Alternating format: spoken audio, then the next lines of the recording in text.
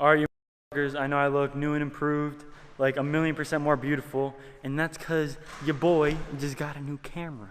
All right, I'm making big moves. I'm actually in a wrestling room today so I can show you guys some of the shit I'm talking about. I'm not just rambling in front of my bed. But we are going to get into this right now. As you can tell by the title of my video, today I'm talking about top position. This was my best position in high school and college. In college, I don't know, I was like a mediocre top position person. But I was definitely better at that than I was neutral and bottom. And in high school, I scored a ton of points, won a bunch of tournaments. I did really well with my top position. So I'm going to explain it to you guys right now. So this is basically my Bible for top position, okay? It starts off with the different forms of control. You have friction, the pressure you have with you and your opponent, your hands and your legs. You have to use all of these things to control your opponent, all right? If you plan on turning them, you have to use all of these things in unison to control your opponent and to stop him from getting up and away from you and scoring points or reversing you or just fucking you up, making you look like a bitch, all right? So remember, first things first is friction, all right? You guys might be thinking friction, that's like from science and shit. I don't know what that means. Come here, Johnny. Come here, Coach Johnny.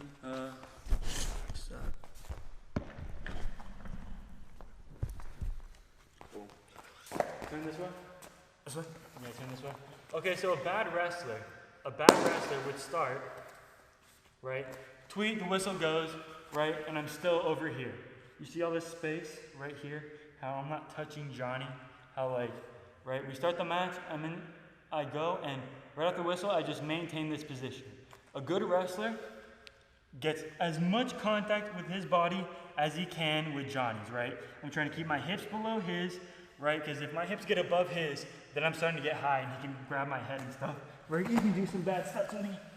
Okay, so you want to have as much stuff touching your opponent as possible because, like, the more surface area you have touching him, the more friction there is in between you and him. And the harder it is for him to regain control of his hips and for him to control your arms and stuff. You know what I mean? So first things first is you want to be glued onto this guy. You want to, like, when you go for a claw, you want to have your entire arm touching him.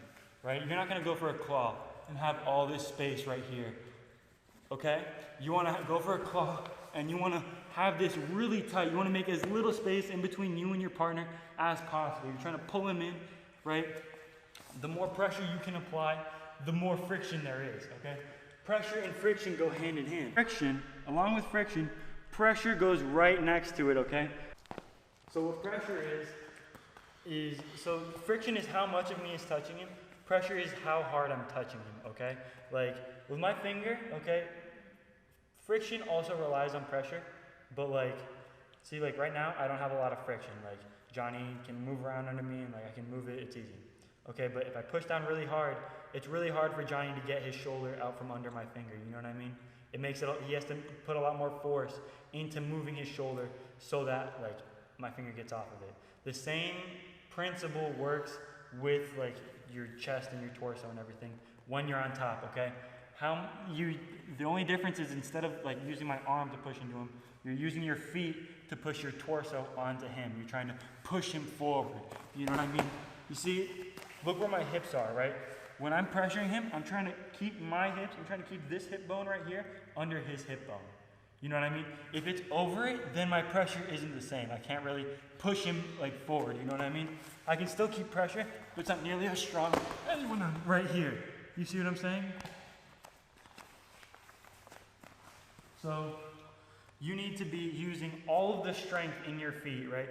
It should be the toes of your feet go into the mat, and you're like using all of your strength in your leg to bring yourself forward. You want to bring yourself forward and like this, right? Ideally, you're just like this, right? You're perfectly flat out. It's almost like a sprawl. Yeah, it's almost like a sprawl. But you're trying to keep weight on him. You're trying to artificially produce weight that he has to bear. You know what I'm saying? That'd be great if I could just break down Johnny and keep him flat with just my amazing hips. You know what I mean? But not all of us can do that. Not all wrestlers are such pussies that they let themselves get broken down with only pressure. So in those cases, you need to control your opponent. The ways you control your opponent are with your hands and with your legs. There really aren't that many ways. There's like a 2-on-1, far knee, far ankle, tight waist, far ankle, legs, western hook. There's like some other stuff, but like there's pretty much like max 15, 20 things that you can do with your hands and legs to control your opponent, okay? But understand that you need to use all of these things in order to control your opponent. Do you understand what I'm saying? Like your arm bars, your 2-on-1s, your halves, your leg rides. You need to use all of these things to control them, and you use your hands and legs to do that, along with friction and pressure. All right?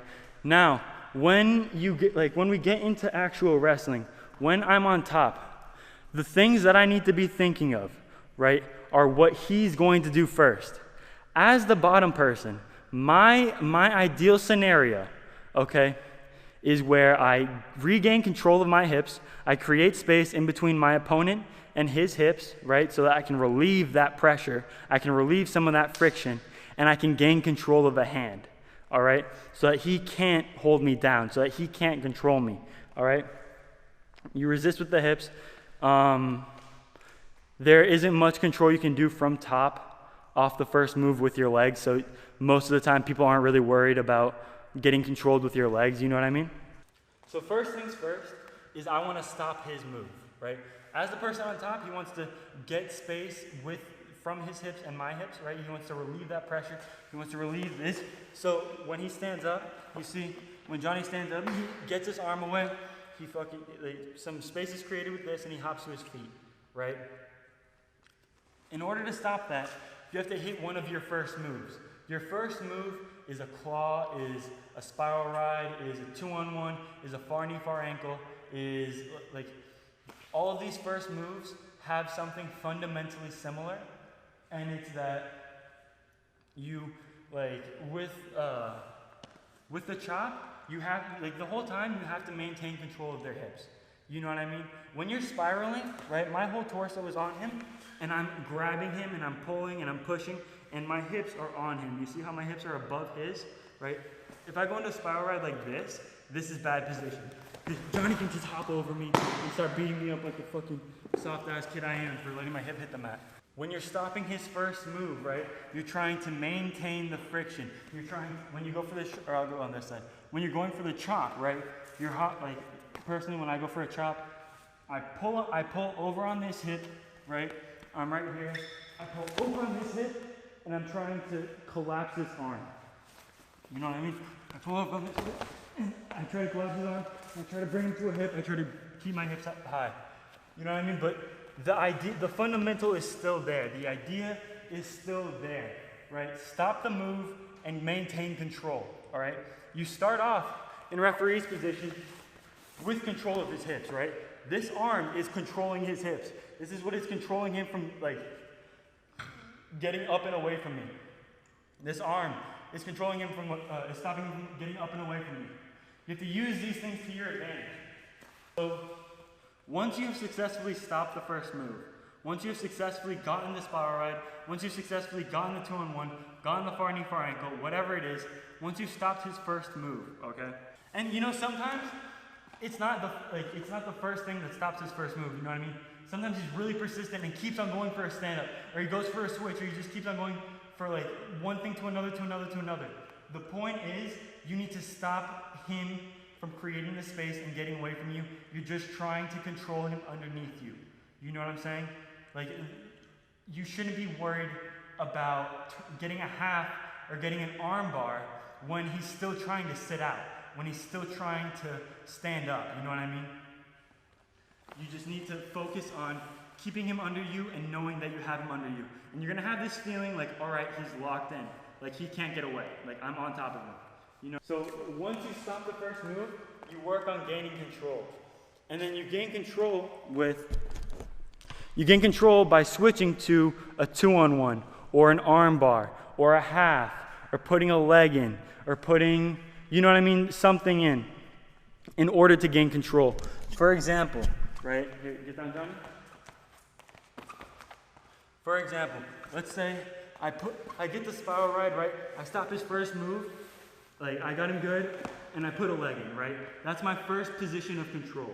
This foot being in here is my first step of control, right? I'm controlling his shoulder and his torso and his hips, but as far as appendages go, this is the first thing that, like, as far as steps towards turning him, this is the first step, you know what I mean? And it's the same thing where, let's say, I get a spiral ride, I'm breaking down flat, right? And then I go for a 2-on-1. Okay, this is the first step towards turning him. All right, I can't turn him with a spiral ride. I can't turn him with a far knee, far ankle.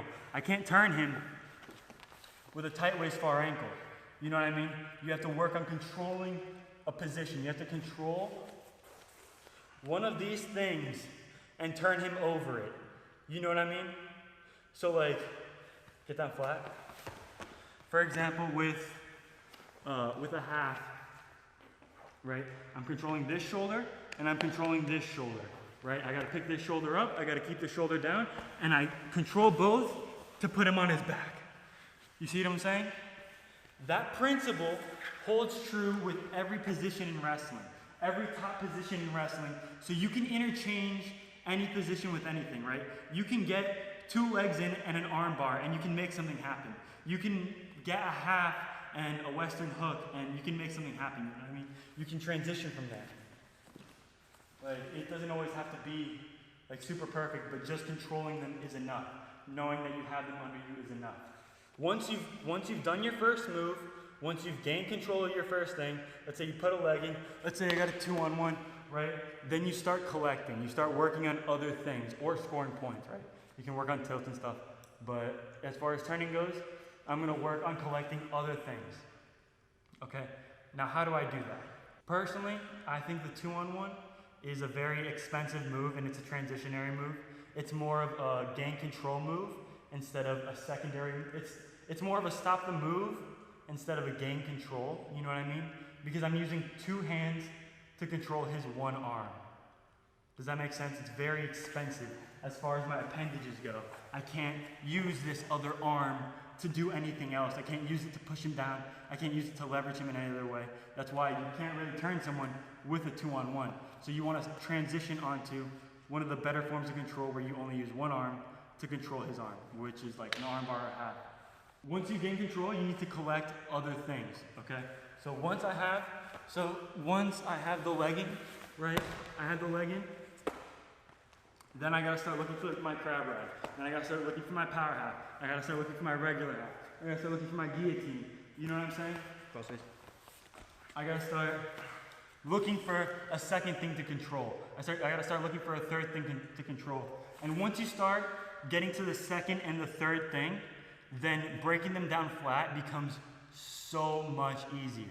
You know what I mean? Once you have an arm bar and a half and a leg in, then it becomes so much easier. You know what I'm saying? So just focus on following the steps. Focus on like gaining control, maintaining control, switching to the next thing, gaining control, maintaining control, and knowing when to give up, knowing when you've lost a move, knowing when you're too high on his hips and you gotta restart. Know when you're not gonna hit the spiral ride. Know when you're not gonna hit the far knee, far ankle. Know when you gotta switch to a single leg off of his stand-up. You know what I mean? You gotta respond to him as much as you have to think about this. Okay? It's a very complicated video. I hope this helps you guys out. I'm gonna be making a whole lot more content, a whole lot more footage. This is Johnny. I don't know if you guys have seen him. He might have been in other videos. He's gonna be in a lot of my videos. But if you guys like that video, hit the like button, hit the subscribe button. Check me out, check out all my other content. But until next time, I'll see you guys. Peace.